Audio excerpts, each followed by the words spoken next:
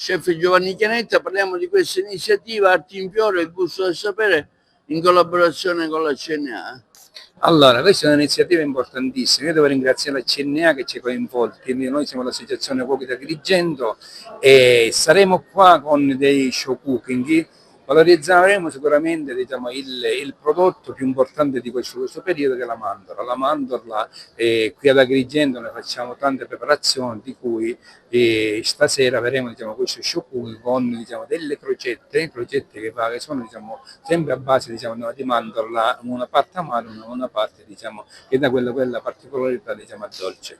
Dopodiché domani così continua ancora e faremo l'agnello pasquale. L'agnello pasquale ormai è diventato un prodotto proprio del territorio, ormai unisce da tanti stati, perché praticamente l'agnello pasquale naturalmente fatto a Favara viene esportato quasi in tutto il mondo, è un bene da Agrigento. E poi si continua ancora con tutti i dolcetti di mandorla. Coinvolgo tutti i miei associati, di cui sono ammessi per partecipazione di loro, che si sono proprio, quando hanno visto questa iniziativa, si sono proprio prodigati a fare il massimo che si può fare, perché noi trasformiamo gli alimenti, questi facciamo i nostri cuochi. Se siamo bravi facciamo delle cose importanti, se siamo meno bravi il prodotto d'eccellenza diventa un po' non tanto Direttore, una battuta su questa iniziativa Arte Fiore Cooking Show, organizzata dalla CNA questa volta al Teatro Pirandello. Organizzata dalla CNA insieme all'Associazione Pasticceri e Cuochi di Agrigento.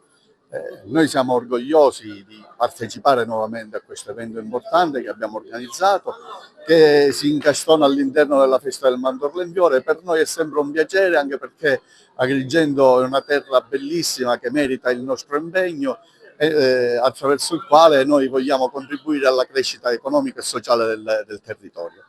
Sì, sono le eccellenze gastronomiche del nostro territorio, si sposano bene con la manifestazione internazionale del mandorlo in fiore, che richiama sempre più turisti sul nostro territorio, ma soprattutto mette ancora più in risalto non solo le tradizioni popolari, ma anche le eccellenze gastronomiche. Noi ne abbiamo tante, abbiamo tanti produttori sani, produttori che seguono una filiera legale.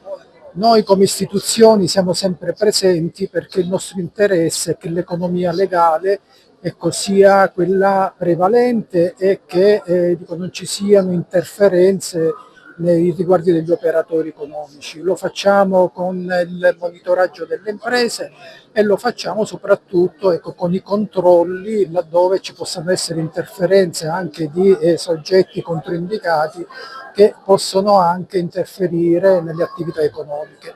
Quindi oggi mettiamo in risalto l'eccellenza del nostro territorio, ma soprattutto questo periodo di grande festa per Agrigento e quindi per tutti i gruppi internazionali che sono presenti, che noi ospitiamo sempre nel senso dell'accoglienza di cui questa terra è sempre stata maestra. Una festa che è entrata nel vivo domenica, è iniziata domenica, oggi ci sarà l'accensione del tripode e poi via via, insomma, tutti gli altri eventi, tantissimi eventi. Esattamente, tutto questo ovviamente all'insegna dell'amicizia, della pace, che proprio in questo particolare periodo in cui tutti quanti stiamo in apprensione per le tensioni belliche in tutto il nostro emisfero, siamo molto attenti a questi principi di pace e solidarietà tra i popoli.